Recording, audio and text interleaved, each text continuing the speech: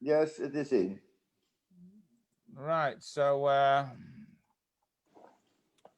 firstly, it's very nice to be back after well, whatever. It's a few months since we've had the opportunity, but it's nice, and I feel honored and privileged to join the Koil Shoshanas Yaakov, which of course is the Ilu Nishmas Shoshana Bas Yitzchok Aleha HaSholim.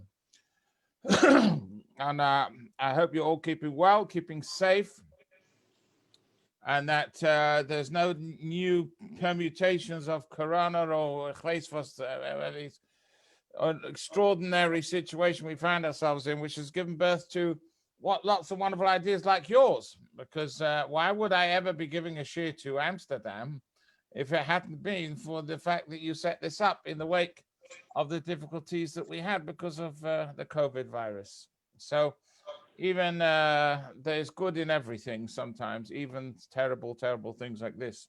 So I want to talk about, as my subject matter says, the 210 years in Egypt. Everybody knows the story. If not, you've seen the film with Charlton Heston. I don't know if they do it with Dutch subtitles, but I'm sure you can cope with English if you can cope with me. And everybody knows the Jews were in the land of Egypt for 210 years with tremendous, difficult slavery. They were harshly treated. We read it yesterday. They made their lives bitter with hard work. So the question is, why? Why are these Jewish people? Who are the Jewish people? They're the descendants of Abraham, who was promised years beforehand that Yodoya Teda Kige Zaracha Be'eretz Loilohem should know that your generations, your descendants will be Gerim. They will be strangers in a land which is not theirs. And they will be enslaved, and they will be gepeinigt. I don't know if there's such a word. The word in Yiddish, gepeinigt, it means cause pain for 400 years. In fact, one of the reasons why 400 years, I put 219 years, it should be 210. I don't know how I managed to do that, but it should be 210 years. Sorry, so excuse that title.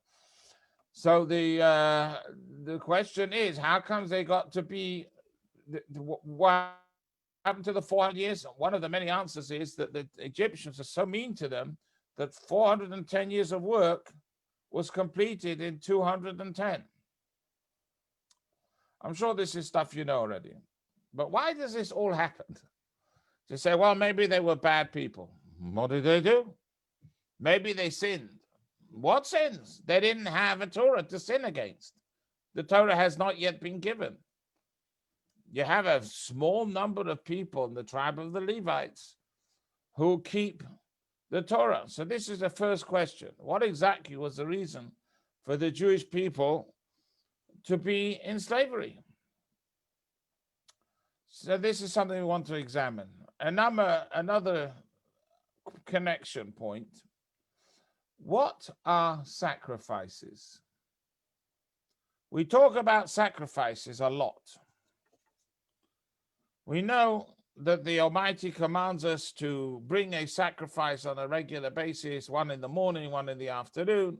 On a Yom Tov, there's extras. On a Yom Kippur, there's more. Does the good Lord need lamb chops? Was he want a steak? What's he want a sacrifice for? Why take a perfectly good animal that's alive, slaughter it, and burn it? What would you be doing then? This is a question that's asked in many, many places. What exactly is the message behind sacrifices?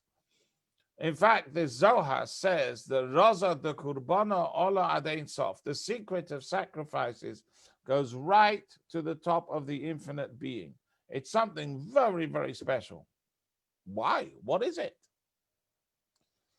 Not only that, in a few weeks' time, we'll be reading about the building of the Mishkan.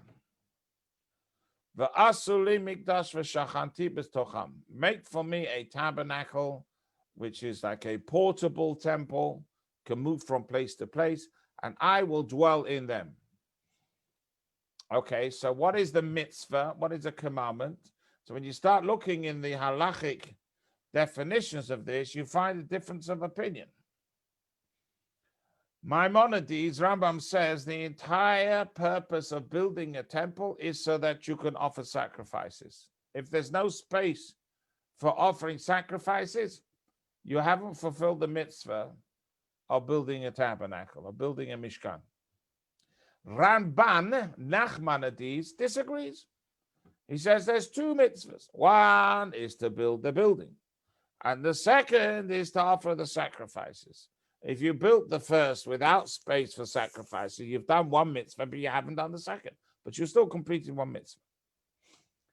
Okay, that's Nachmanides. But according to Rambam, Maimonides, why would you have a building? It's so important that you have to have sacrifice. In fact, when it comes to the building of the base of the Mizbeach, the place where they offered up the sacrifice, the altar, the Rambam in Hilchos Beis HaBechira, in chapter 4, has a lengthy description of the exact spot where the Mizbeach was built in Jerusalem. And in fact, when they rebuilt the Beis HaMikdash the second time, they had to have 3 prophets. One of those prophets was to give testimony where that spot is, where that square is that the Mizbeach has to go. He had to tell you exactly where that is by prophecy. The 3 prophets came up with Ezra and Nehemiah from Babylon, from Iraq, Iran, roughly there, to Egypt. And they said, this is the space where you're supposed to build the Mizbeach, the altar. What was special about that space? Well, that was the space where it was originally the altar in the first temple. And what was special about that place, says Maimonides, it's a very special place. You know, when Abraham was prepared to offer up Isaac, Abraham was going to shecht Yitzchak and give him as a sacrifice. You know where he did that? On this spot. Right on the very spot where the Mizbeach is. On that mountain at that very coordinates. GPS, bang, that's where it was. And why did Avram choose that spot? He didn't choose it for nothing.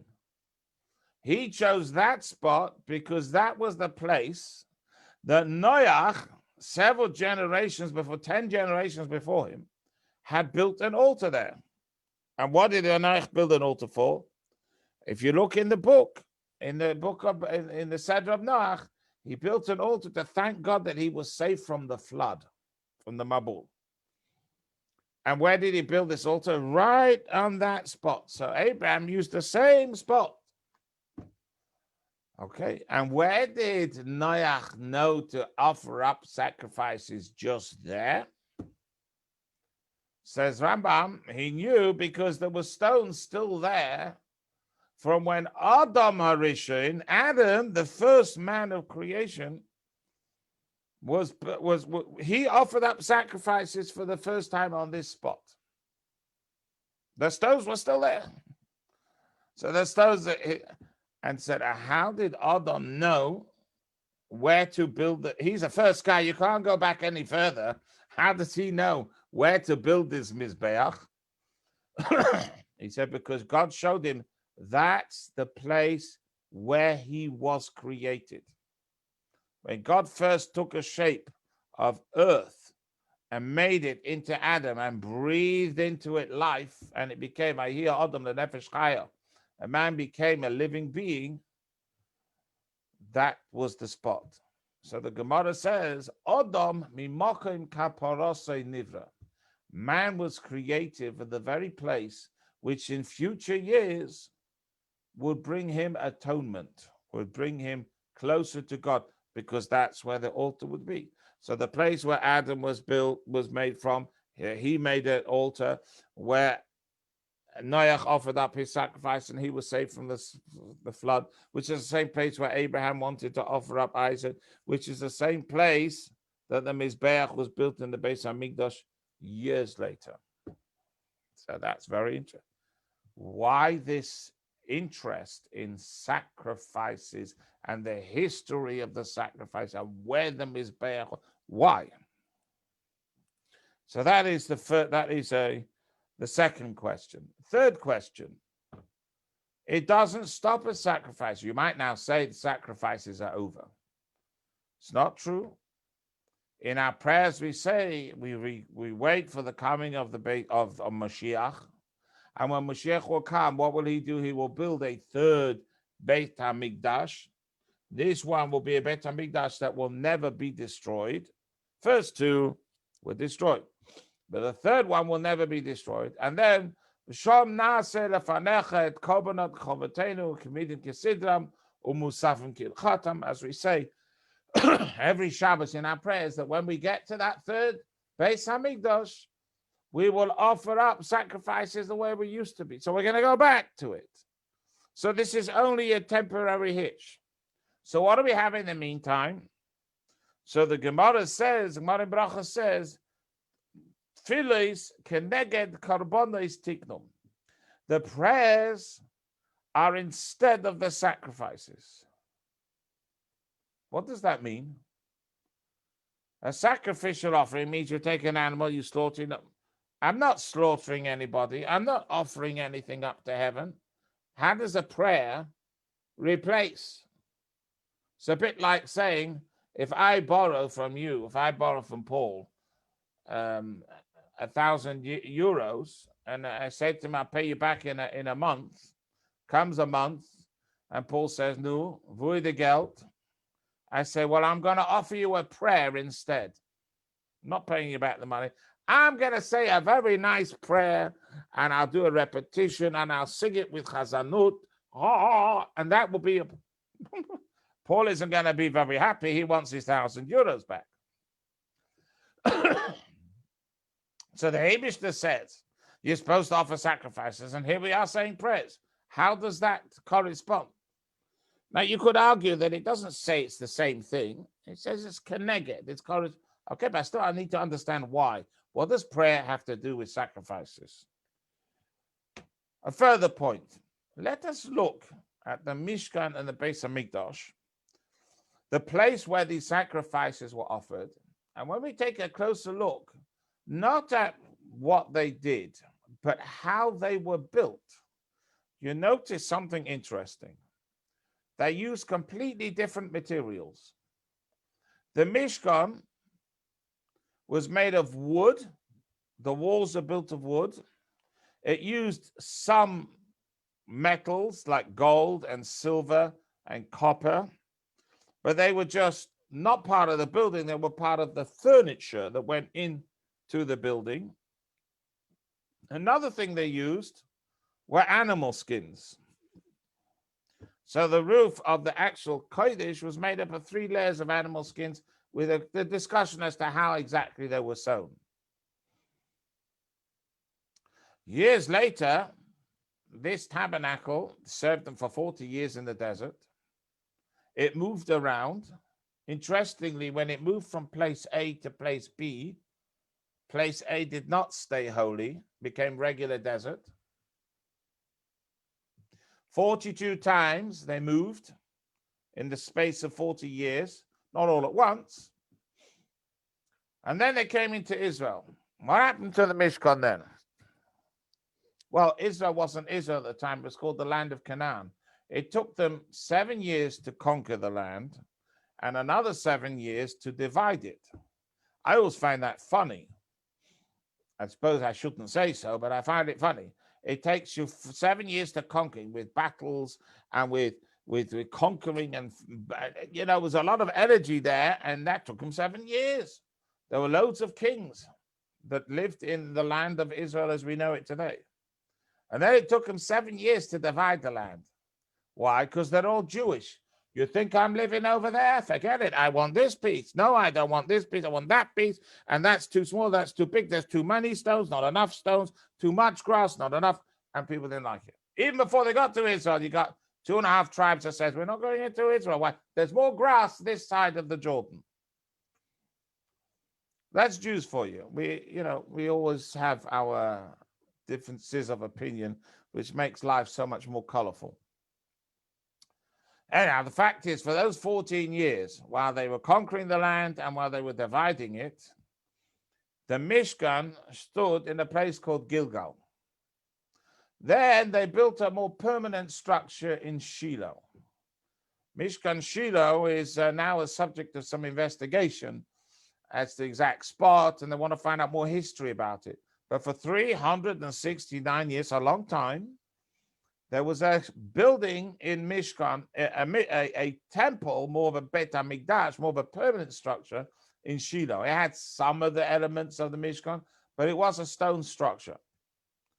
Then when Eli, the high priest, died, that became destroyed. That was lost. And they rebuilt something in Noiv and Givon for the total of 57 years. Then finally you get King David, who settled the whole fighting and the arguments and the wars with the surrounding nations, so much so he's referred to as the first Moshiach, the first Messiah, because he finally brought peace to the land. And he got together the materials and the workmen to build the final Beis HaMikdash, the temple in Jerusalem, on that spot, including the area where that altar had been all those years ago.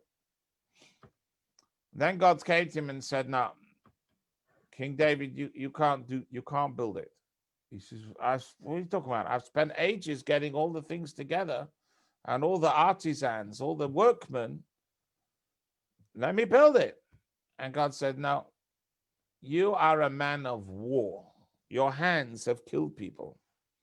I can't have that in my temple. My temple must be totally separate from anything to do with murder, even if it's legitimate. Your son, Shlomo HaMelech, whose name is Shalom, peace, he will build it. But it will be called after your name."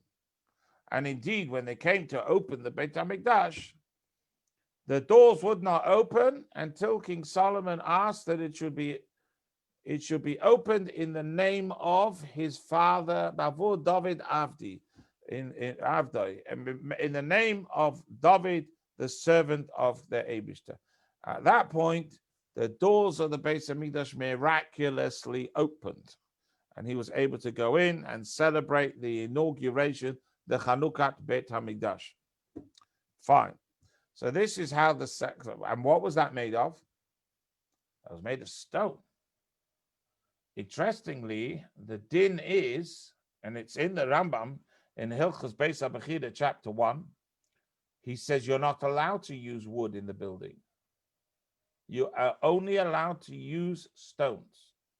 Temporary structures, possibly. On Sukkot, they used to build a big mechitza because there was a lot of dancing that went on when they celebrated Simchat Bet HaSha'eva. The water drawing ceremony was done with a lot of celebration. And so they would come down into the ladies section because it was bigger than the men's section. And there'd be dancing and they'd be turning charaops and there would be merrymaking. Mistama, there was maybe a few Chabad guys there saying too many l'chaims on vodka.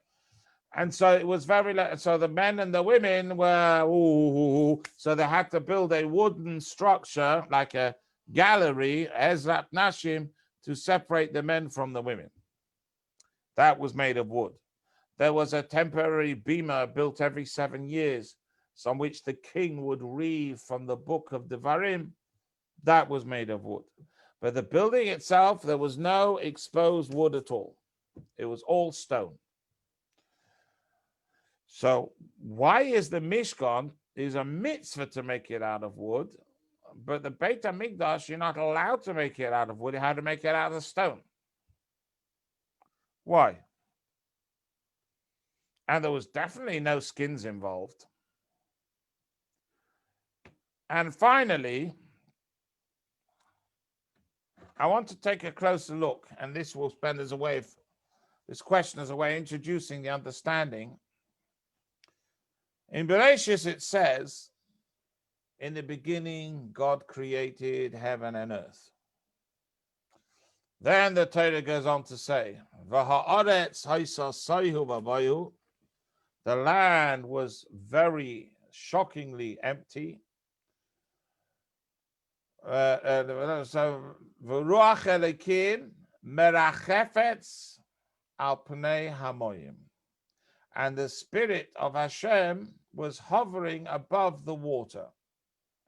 Say the Kabbalistic works, the mysticism, they say, V'ruach Elokim, the spirit of God, Ze ruchoi shel Mashiach.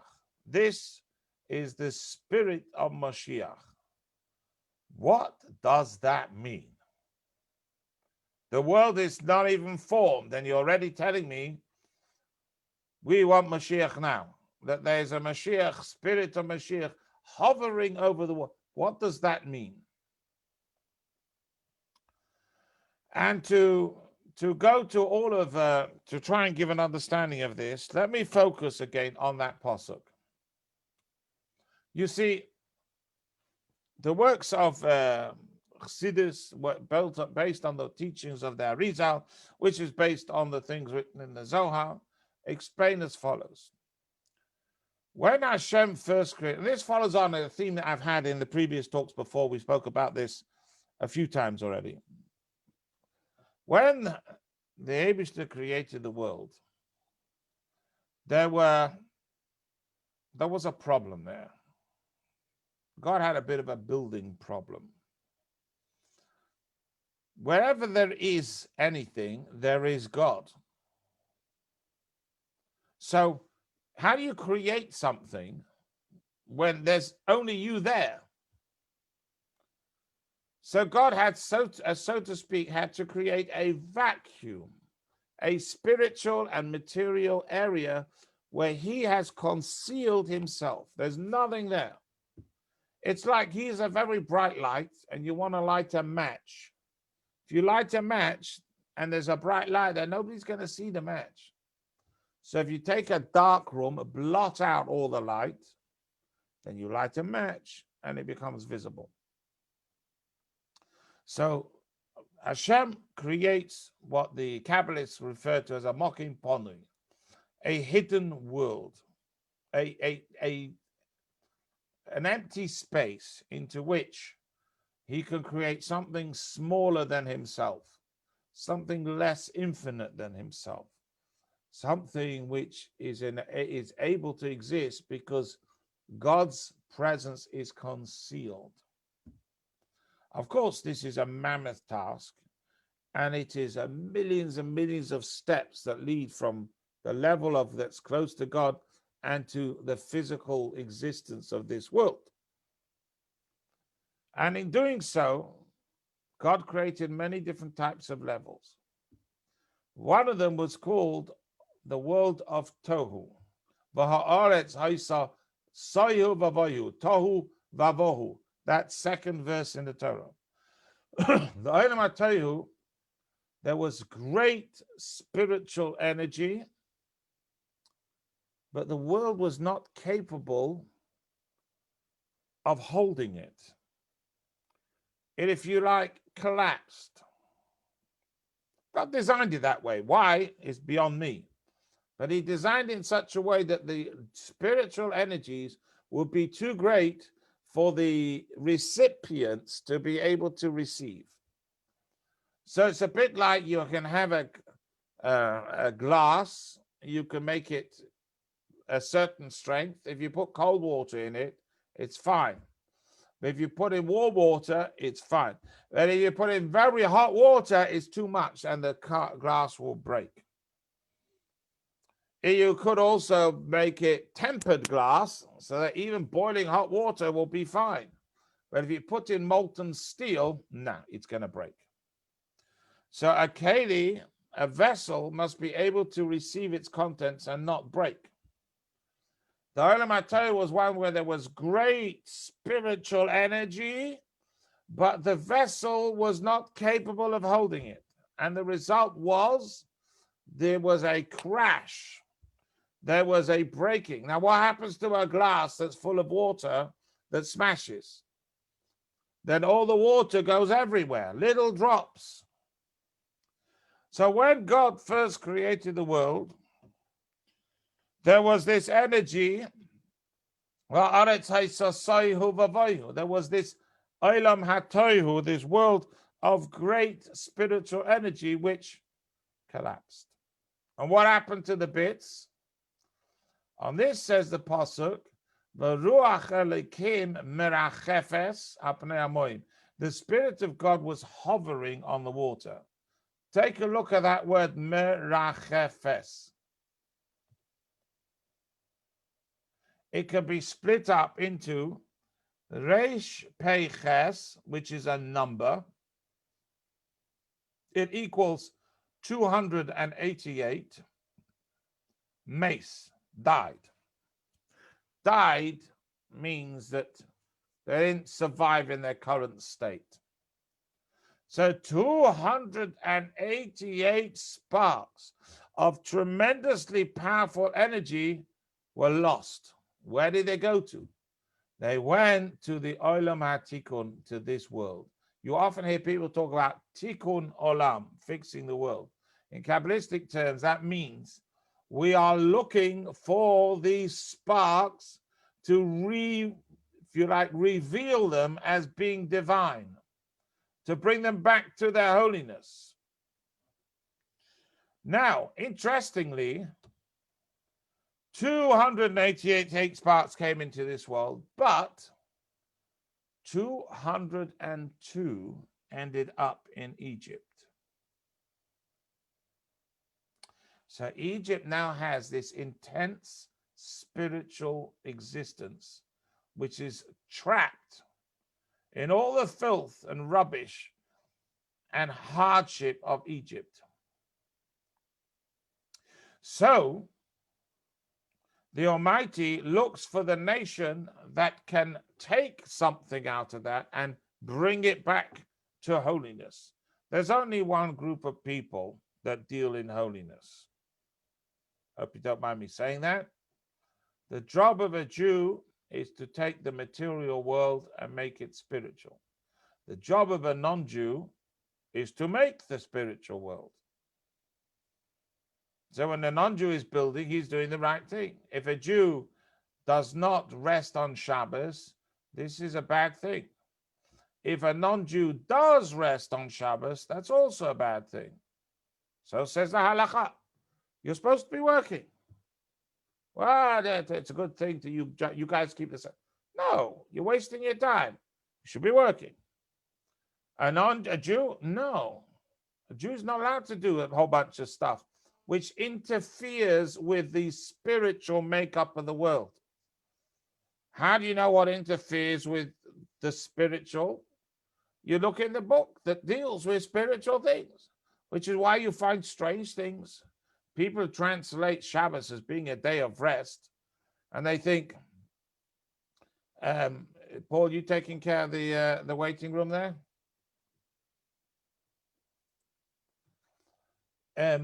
The people who translate Shabbos as a day of rest and say, well, when I switch on my light in my room, well, what's a big? Why have I not rested? If I decide that I'm going to cut my nails on Shabbos using a nail, why is so terrible about that? Why is that not resting? If I want to schlep this table from the downstairs to the upstairs, I'm allowed to do that on Shabbos. I'll be exhausted by the time I'm finished. So schlepping the table, that's allowed. Cutting my nails, switching on a light, lighting a match, asur, forbidden. So why is this rest and that's not rest?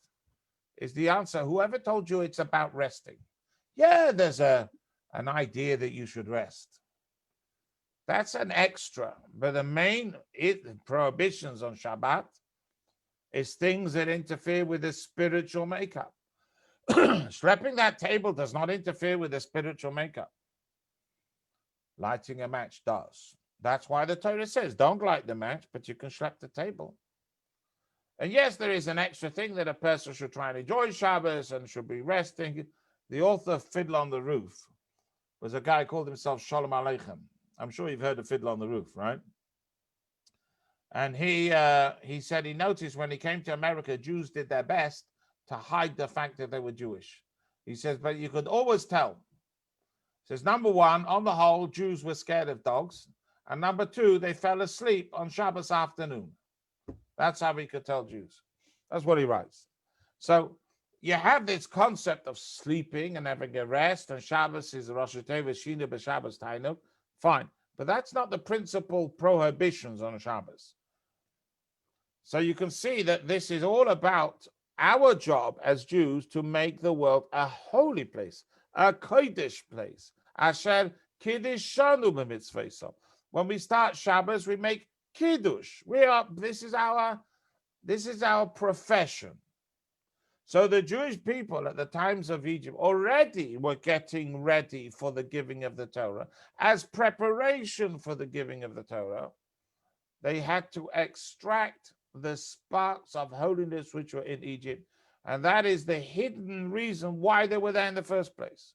They were doing something. All the years they lived there, and what little they kept of their divine commandments, even if it was only the fact that they still had Jewish names, or they wore Jewish clothes, or they spoke Hebrew, that too was elevating and extracting the holiness. The moment that was done, you know what the Torah says? They fled. Why? Because once it's done, what do I have to stay in Egypt for? It's a horrible place. While there was Kedusha here, I have to extract it. And part of the hard work was a reference to the hidden hard work of extracting the goodness and the holiness that is hidden within that country. So that is the 202 of them ended up in Egypt. So we now have 86 that are left.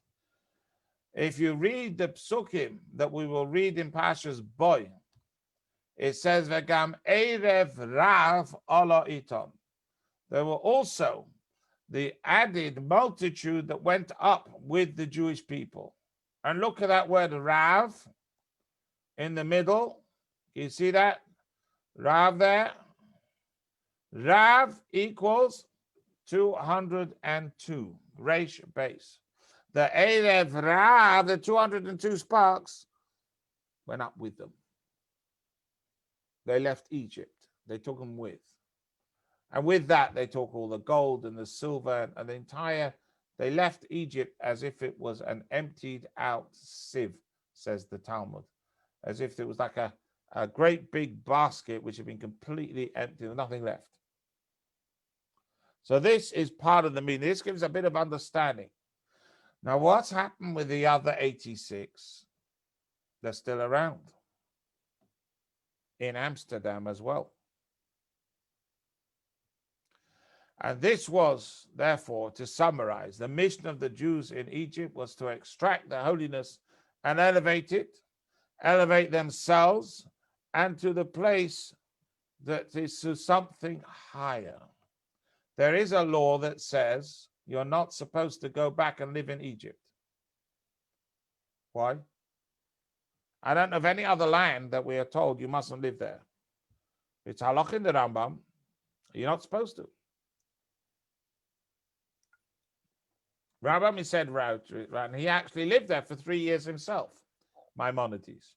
And in some of his letters, he writes, I am this Rambam who's living in Egypt and desecrating 3 laws every single day because I'm living here when I shouldn't be. Why he was there, I don't know. Why can't you live in Egypt? Because the purpose of a Jew is to elevate the place around him. It's gone. There's nothing to elevate. Finished. Finito. The main job has been completed. So you sure don't go back to Egypt. That's what God is telling you. The same idea happens when we daven. Because it's like this. A human being, a Yid, a Jew, a Jewess, is made up of 2 things, 2 souls. As the verse says, Uneshomes ani asisi. I have made souls, plural. Explains of Chaim Vital in his book Eitz Chaim that there are 2 souls, one on the right and one on the left. What does it mean that? One is a nefesh elikis, a godly soul, That is only the remit of a Jew. And the other is a nefesh habahamis, the animalistic soul. It's a soul that has similarities to an animal. Just like an animal wants food, just like an animal needs to sleep, just like an animal chases after things, an animal has bad ways of behaving. So too, within my animalistic souls, I'm capable of doing wrong things. My job, my mission in this world is to elevate that. Nobody said it's going to be easy, but it's to turn my animalistic soul into a godly soul. It may take years, it may take me all my life. I may never ever succeed, but that's the job. You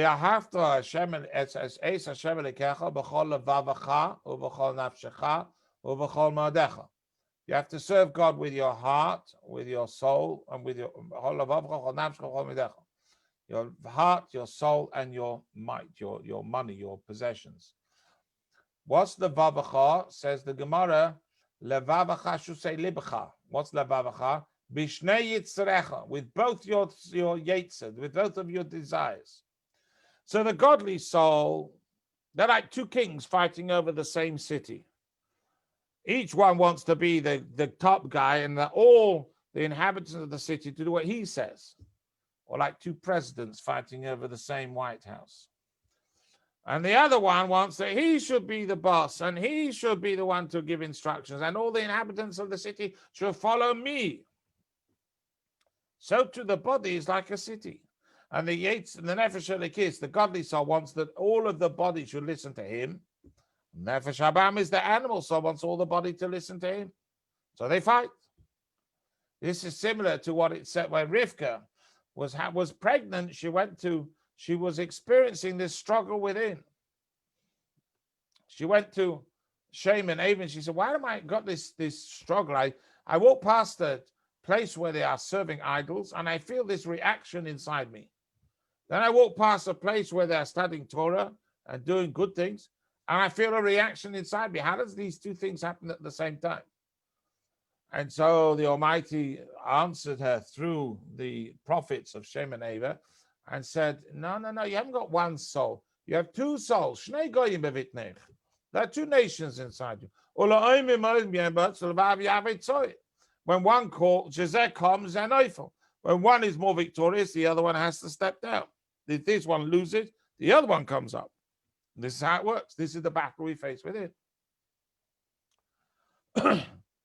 The time of davening is Shnas Kirva, says the Talmud. It's the time of battle. A davening, if done correctly, involves a certain amount of preparation before you start saying the words. To sit down and think, where am I going? How much of my life is spent following the animal soul, and how much is following the godly soul? And I go through this battle of trying to extract and elevate my animal soul to want good things, to stop chasing after rubbish and nonsense and immoral things, and to want to do spiritual good things and make the place a holy place. This is the mission of a Jew. So the act of prayer is in itself trying to extract the goodness and turn what is animal into something that is holy. And thus, let me explain this actually was used by Aristotle in the early years. There are 4 different types of, by the way, this goes on till 9 o'clock, yeah, till 10 o'clock your time, yeah? So I've got a few more minutes left. So. Sorry, I was mute. You have another 20 minutes. Yeah, okay. So if I go over, you shout at me, then I stop, okay? No, okay. It's okay. So in this world, we see a fascinating thing. The entire creation can be divided into 4 levels. Domain, inanimate still objects, stone, earth, water. They're all still, living on their own. They don't move anything. They don't get bigger. They don't get smaller. Above that is tzomeach, things that grow. Already you see primitive forms of life. You take a plant, you watch it, doesn't change, come back the next day, it's grown a little bit. And over the course of weeks and months, it grows and grows and grows and grows. So there is some sort of change, development. But it stays in one place, and the development is very small. It seems attached to a specific spot and doesn't move on its own. It doesn't express. The majority of what you see is material. The growth and the life bit is hidden. The third level is what we call chai. Chai are living objects. There you see very clearly there is a soul. There is a force that is alive, be it in an animal, be it in the fish, be it in the birds. They have a life. And when that life finishes, suddenly they are still. They don't move. They're not stopped in one place. They can move around, each to their own. Animals or mammals are made primarily from the earth. They stay on the earth. Birds are made of a combination of earth and air, so they can fly, but they have to come back down to earth. Fish are made from the sea, from water, so they have to stay in water. But they move around in their environment. And you can see when they are alive, and you can see when they're dead.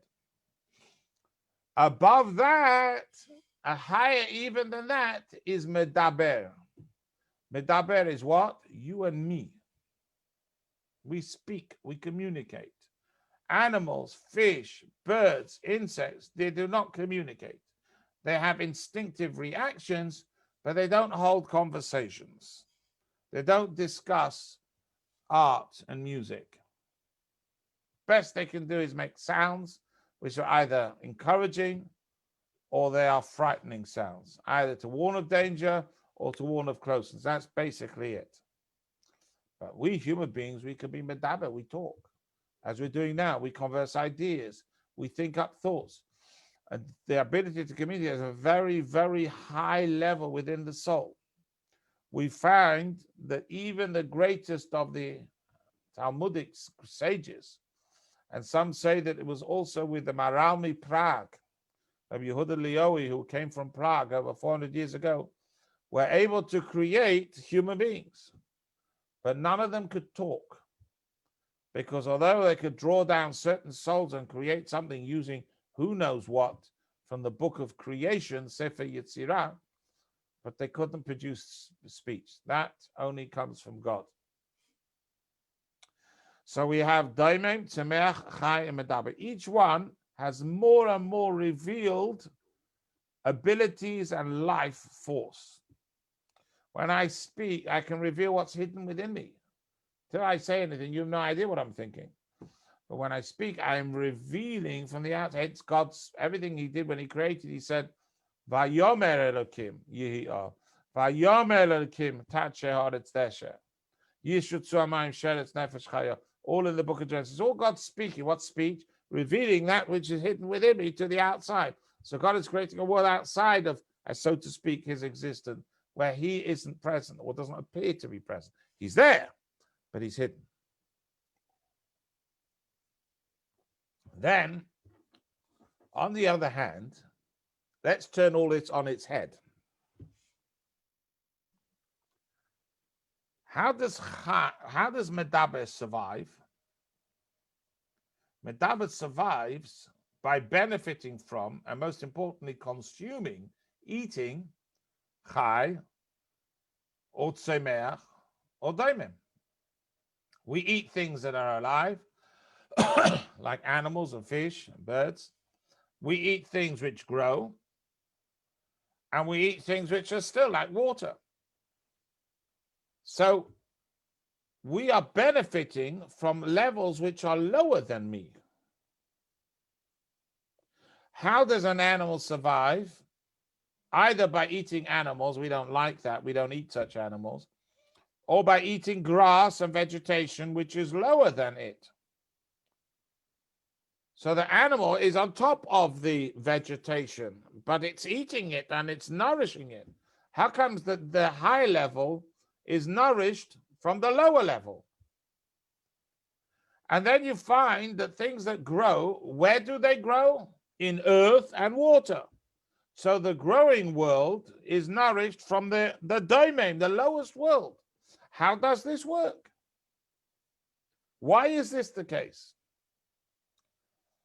Says the Chaim Vital and many, many others, because if you have a professor who teaches quantum physics, for example, to very clever students, that's great. If he can teach it to students that are not so clever, that's a good professor. If he can teach it to stupid students who are not clever at all, that's an even better professor. Imagine if you have a professor who can teach the greatest scientific theories to a little child. That is one wonderful, amazing professor. This is what we say, Seif Maaseh b'machshava techila, in the Chadodi prayer, that the highest levels of godliness, those intense spiritual forces I mentioned at the beginning, fell into the lowest levels. Like a wall made of stones that topples down, the highest wall of stone is the one that falls the furthest. Because the greatness of God is when he can bring the highest greatness of spirituality in the lowest forms, not in the higher forms. The great thing is when it can be even in the lowest of forms. The Jew who isn't a rabbi, who doesn't understand everything, keeps Torah mitzvahs, there is greater sanctity there.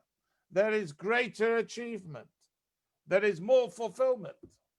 Because God is being shown to be present even on something which is not so great. Not a Rosh Yeshiva, not a rabbi, not a chief rabbi. That's greater, not lower, better. So hidden in the lower levels are greater levels of holiness. So in the doimim, in the still, there is great enough holiness that the tzomech is able to nourish from it. So what's the difference between the two? Simple. What's hidden and what's revealed. In a revealed sense, a human being displays greater life. In a hidden sense, it's the lower forms that have the greatest sources of divine holiness. So when we build when we take a sacrifice, do you know what we're doing? We're taking something which is from the element of chai, and we are elevating it into a fulfillment of God's commandment. We're actually taking the hidden godliness that's in there and revealing this to be something which is part of God's commandment and actually elevating it. Till now it was hidden. Now I've shown this is part of God's service. This is fulfilling a mitzvah. So the godliness there becomes revealed. So I'm elevating something lower to something higher. When I struggle with myself and my animalistic demands and feelings and lusts and desires, and I elevate them to something holy, I'm doing the same thing as a sacrifice. I'm finding the hidden goodness that is in there and making it better. This is the notion of sacrifices. And that's why prayer can be the same thing as a sacrifice. You know what else is like a sacrifice? The Gemara says, Shulchan daimel mizbeach. Your table, where you eat your meals, is like an altar. So how's that like an altar? It's like an altar because when you eat something that is from the world of the living, of the tzomeach, or from the world of chai, that is meat or fish or chicken or something like that, you elevate it from something which was a lower level to something higher. You uncover the goodnesses in there that it's able to nourish me, and I can use that out to study Torah, fulfill mitzvahs, say my prayers, do a kindness to somebody else. So I'm doing the same thing as a sacrifice. I'm taking something lower and elevating it to something higher. And that is why the tabernacle and the Mishkan were different. When the tabernacle was first built, the Jews were at a certain stage in their development. So they were able to make a tabernacle, a home for God, out of skins, which is chai, the third level, and from wood, which is the second level. But they couldn't get the sanctity from the lowest levels. They built a Mishkan in place A. The place did not become holy. By the time the Jews get into Israel 40 years later, by the time they've spent their time establishing godliness in the physical world, they're able to get to stones. A stone is also a holy building. Stones could also be part of God's house. This is the significance of why the Beis Hamikdash was made out. We don't want wood. If you do wood, that's a criticism. If you make it out of wood, you're saying that the godliness doesn't get right to the bottom, doesn't find the sparks of holiness that are in stones. And yes, there's sparks of holiness in stones. There's a Kabbalistic interpretation of the Kever mi ir tizak, v'kapis mi me'etz taneno. It's a verse in Isaiah, that the stones of the walls will cry out and the wood will respond to you. Meaning what? That the sparks of holiness in the stones will one day talk back to us in the future. Mashiach will come, you'll become aware of these things. They will become revealed. They'll say, you walked on me. Were you walking on me to do a mitzvah? Were you walking on, you can tread on me if you're on your way to do something good. If not, what gives you the right to tread on me? So you better you're stone. Oh, that's what you think. There's holiness to the existence, and you use that holiness as it manifests itself in the stone for something which was good, or for, God forbid, something that wasn't. And that's why prayers can be the same thing as sacrifices, and that's why a table can also be an altar. What have I got next? That's the end of it. So therefore, I'd like to, I'm finished early a little bit. So I'd like to bring that back to the original questions. Why was the Almighty, why did the Yidden spend so much time in Mitzrayim? Because they were there to extract the holiness of these 202 sparks that were in Egypt, to extract out of them and make them into something holy. The point of sacrifices is that we should elevate that which is animal to something which is godly, which is in a higher sense, or something which is either part of me, or it is a manifestation of God's presence by offering it up on the altar. That's why prayers can also be prayers can also be like sacrificial offerings, because I'm doing the same thing on myself. I'm trying to get the godliness that's in my negative desires, my animalistic lusts, and turn them into something good. That's why the Mishkash was made out of stones and not made out of wood, because already their holiness is coming from the stones. And this is the idea of Mashiach. This is the idea of Mashiach. Mashiach is the era when all of this becomes visible. But it takes time. When we will have all those 288 Reish Pei Ches Nitzutzin elevated to something good, to something higher than when we extracted it. And that's why we are where we are. That's why we are using the things we use. That's why we like particular foods, and the car you choose to drive is all part of that picture.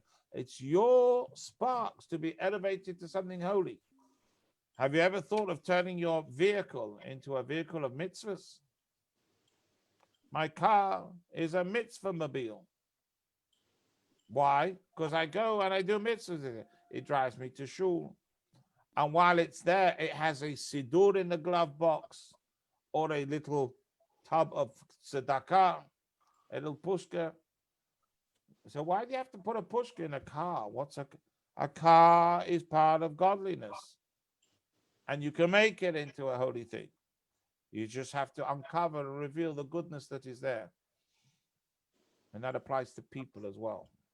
Sometimes the ordinary person has within him or her the greatest manifestation of godly sparks. Because they are simple, ordinary, not necessarily learned people.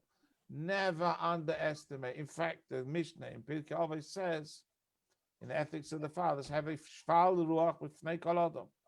Be lowly of spirit. Be humble.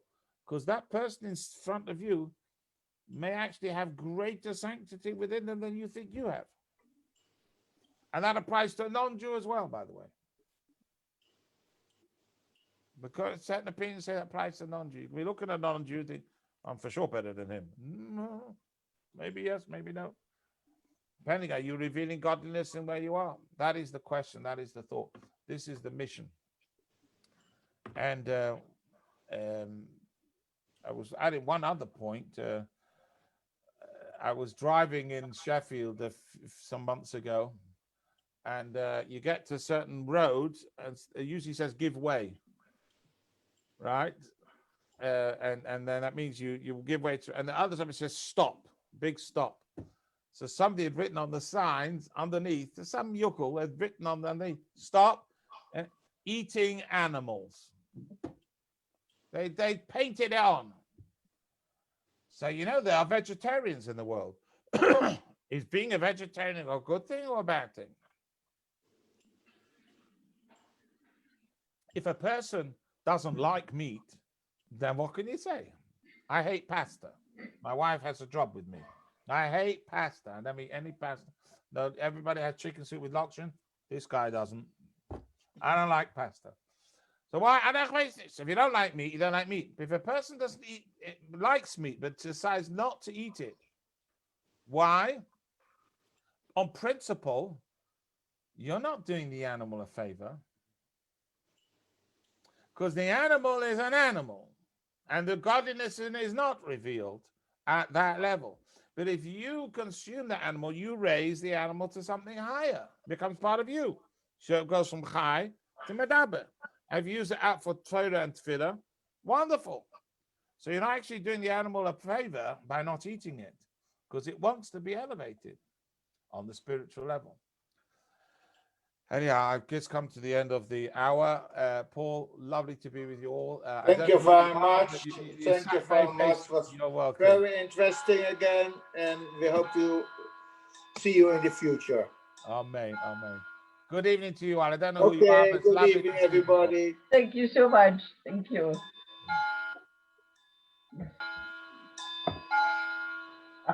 This is